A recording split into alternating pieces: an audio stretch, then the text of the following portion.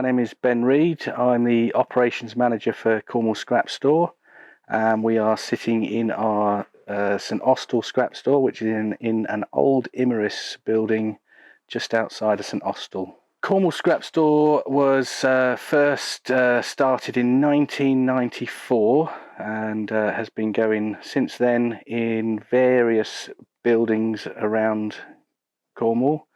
At the moment we operate two stores, this one, and we've got a small store on Cornwall College campus in Poole, near Camborne, Redruth.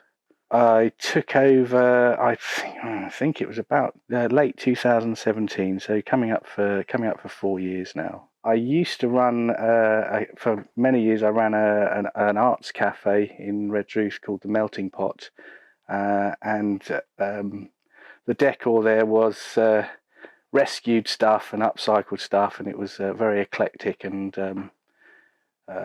it led me to this idea of having a hub, a place where people can meet, eat, drink, chat, and also make things. And so what initially what I wanted to do was create a sort of an eco hub, where there was space for makers, there was the resources in terms of the materials that are being rescued, and also space for community groups and schools to come in and actually run projects where they're looking at the materials that are going to landfill, going to waste, and see what can be done with them. Almost a bit of an incubating space for ideas, really.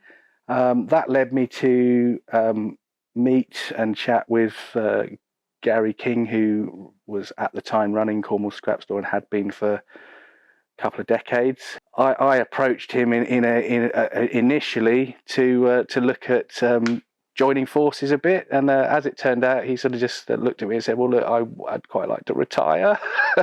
Why don't you take over and learn the ropes with the scrap store and maybe carve it into the thing that you're trying to create?" Several years later and a year and a half of pandemic, we're not there yet, but you know, I'm talking to lots of people, and there is an enthusiasm. So I'm hoping that in the next year or so we can actually start to move towards being more of an upcycling hub, as it were.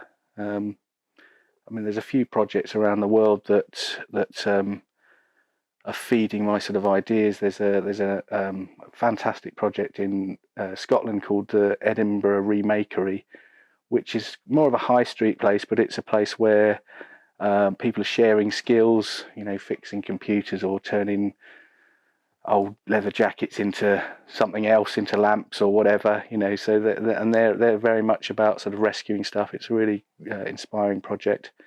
And as always, the Swedish are always quite inspiring. They have a project called Retuna, which is in a place, and I'm going to get the pronunciation wrong, a place called Eskilstuna, and they've basically built a trash shopping mall.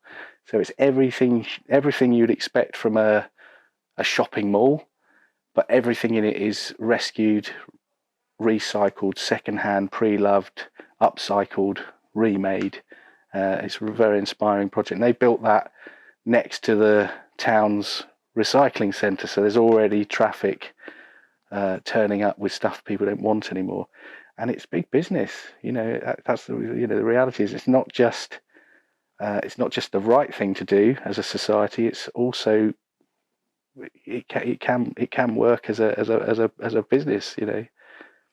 When we operate as a charity, most scrap stores across the country, we're not there. There's quite a few dotted around of various sizes. Most operators, CICs or charities, and rely heavily on funding or volunteers in order to survive.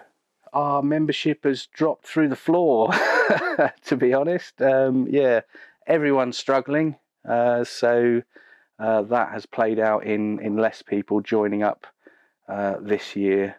I think it will recover.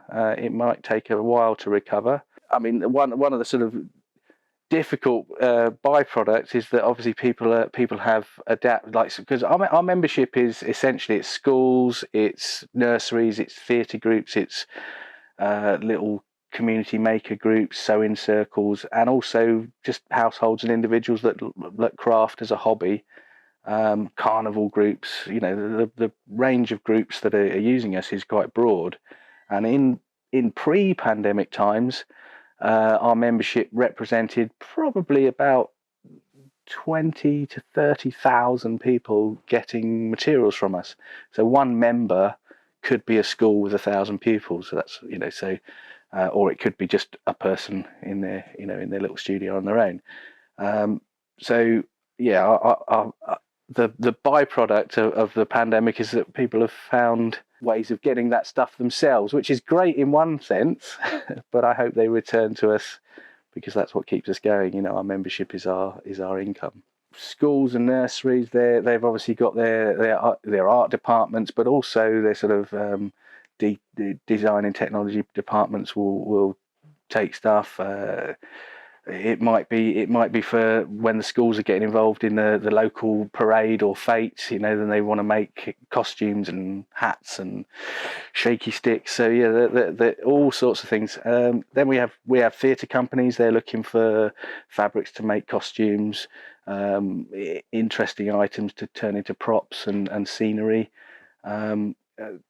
Yeah, pretty endless, and it can be just you could have garden designers are looking for stuff, because we do get the range of stuff we get is endless, that we're rescuing. So it could be a local nursery getting rid of all of their excess pots, and we end up with a big random pallet full of pots, and then nurseries will come in and they'll take them and kids plant seeds in them and use them for that. So really huge array of stuff. We've got members from Falmouth Art Gallery, the Tate in St Ives are members as well. So they might have an artist coming in who's working on a project, an installation for there, and they'll come and have a look what we've got and take materials.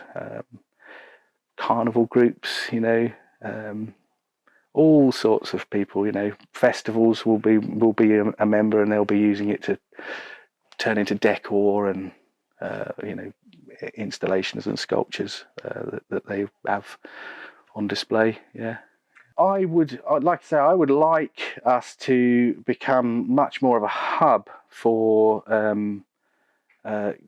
environmental and green issues. I'd like us to be the first port of call for groups that are looking for materials, but also looking for a space. I would love it if we had a little hot desk scenario where maybe a litter picking groups and community groups could have their meetings or gather together and plot their next moves. I'd like to find like-minded organisations that could just basically create an eco upcycling reuse hub that we really actually start to form a broader coalition of like-minded individuals and organisations that really tackle waste. We as a society, it's crackers how much we're wasting. This is a fantastic project and it inspires me, but at the same time, when I'm driving around in the van and I go to industrial estate after industrial estate and I just see how much stuff, how much materials is being just thrown away and buried or burnt, it can be quite depressing to think how wasteful we are.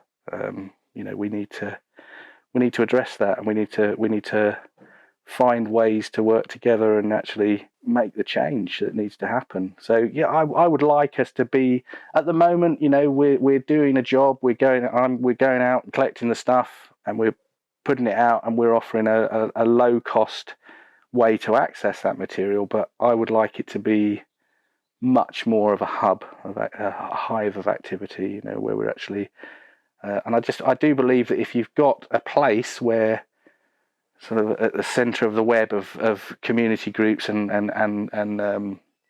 climate activists and organisations that are also fired up to make a difference, if you've got a focal point, one place where I just think once they're rubbing shoulders together and having those water cooler moments, as it were, real things can happen. You know, real coalitions and groups and change can occur. You know, so yeah, my ambition is to create a vibrant hub of activity tackling waste and generally environmental and green issues. You know, we explore the circular economy and just make sure we're doing better. We have been on this in this building for approaching 20 years. We're very lucky that Imerys let us use this space for a peppercorn rent. They support us in that way. It's a great big leaky but useful barn to store and display the huge variety of materials that I'm out and about rescuing from industry right across Cornwall in my van. So yeah, we work with quite a few industries across Cornwall. I'm going and gathering their waste products, their byproducts, their end of line, their damaged stuff. The list of the things that we gather from them is almost endless. I mean, today I have a van full of crates. So that's all gonna go out. Some of those we'll stash and use for storage here. Others we'll put a few stacks of them out for our members to take and use. But yes, there's lots of things coming in. This Imerys building, back in the day, a train would have driven in there. You can see up on the beams the feet measurements so that the train driver would know when he needs to stop and not crash into the back, and then they would be loading the train up with the clay.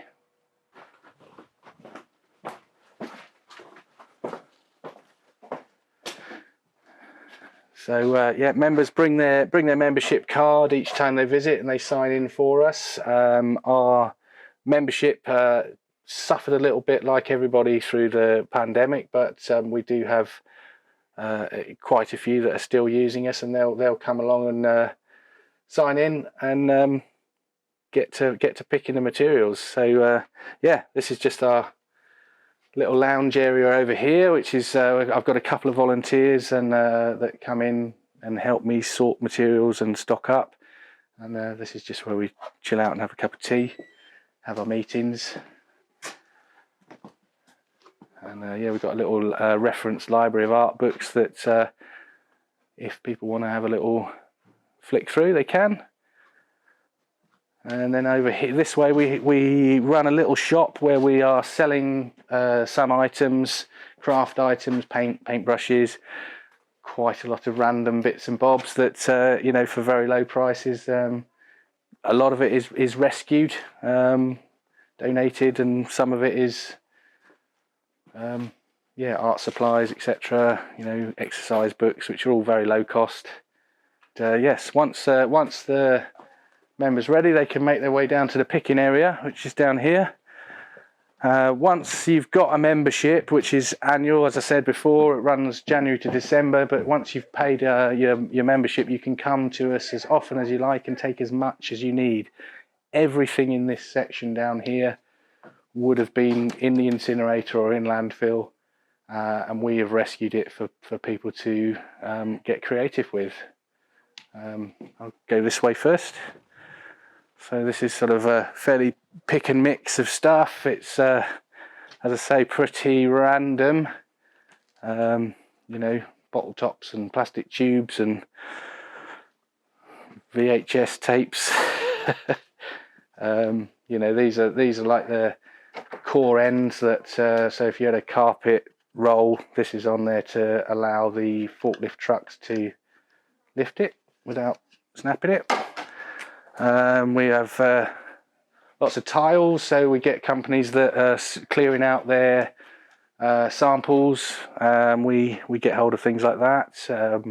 Got a company that makes the little fancy smelling shampoos and soaps and things for hotels, so we get their bottles. I mean, all of our rescue materials have to be clean and non-toxic. So all of those will have just had soaps in, so clean stuff.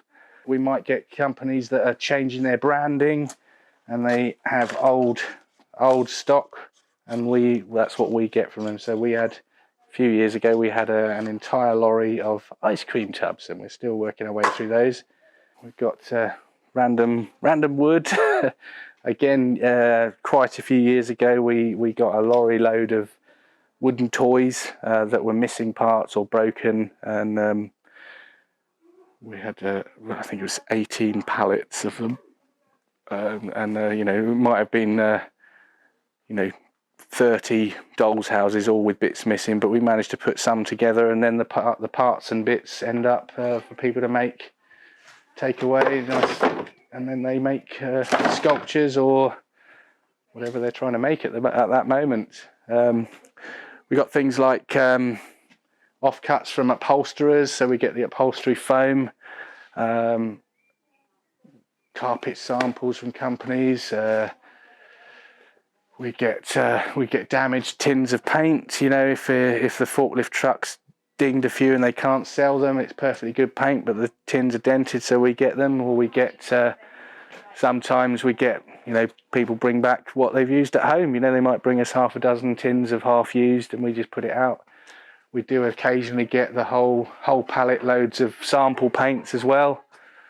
Again, when it's like end of line, or they've had them for, they don't want to store them anymore, we might end up with, you know, a pallet of sample paint, for example. We're getting end of roll stuff from upholsterers and the like, which we have here. Yeah, like we've got a few sort of framers that bring us sort of the offcuts from their frames and stuff. You know, we work with all sorts of companies across Cornwall. So we get all sorts of offcuts of fabric materials. So people make, you know, you might have a local village group want to make a load of vintage looking bunting, and, you know, or patchwork things. You know, there's all sorts like these in particular. I remember they had the suffragettes celebration last 2 years ago, and they made all these purple scarves, and we ended up, there's a network of scrap stores across the country, and occasionally when a large project or an organisation will go, we've got, you know, 80 pallets of this, who wants it? And then all the scrap stores will say, yeah, we'll have some, and we'll drive up and get a couple of pallets for us, and then another group will get, you know, then it gets divvied out across the country. We also do, scrap stores will do scrap swaps, so we might do a swap, a one-to-one swap. So for example, we might go up to Exeter with a van load of stuff, and we come back with a van load of their stuff, and that's generally about, obviously each scrap store in its, where they're locally based, will have industries that are producing the same thing that we get all the time. So that essentially becomes swapping currency. So there'll be items that we have vans full of, and they don't have access to it. So we'll go up with the stuff we got loads of, and then we'll come back with stuff that they've got loads of. And then occasionally, a few times a year, there's multi-swaps. So you might have 12 scrap stores turn up in one location, all with a van full of stuff. Everyone tips it all out into the car park, has a look what they want, go, fill your van with new stuff. So that sort of gives us just a little bit of variety for our local members, for stuff that we can't pick up locally, because you know, we do have stuff that is always in stock, and then we also have stuff that we get once and never again. You know, it's just we can't guarantee any material because of the nature of what we do. So yeah, we've got, for example, we get many barrels from various places. Oh, that's my foxglove sculpture that I rescued. That was rescued from the Lost Gardens of Heligan. Just a nice thing. Got our killer whale above you there, which someone made at some point. Sits in the beams. We have a website, Cornwall Scrap Store .co.uk, that you can join through the website. There's various levels of membership. It's all very low cost, so and you can pay directly through that, or you can turn up to the store, and we don't have card facility, but you can come and pay in cash. Our membership is annual, runs January to December. So an individual that is crafting as a hobby will pay £40, and they can come here as often as they like and take as much as they need. And then we have a couple of other levels of membership for small, medium and large organisations.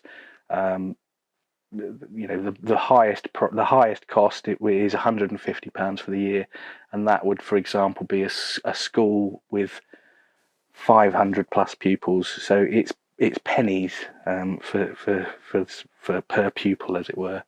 I think it represents real value for money if you are creative and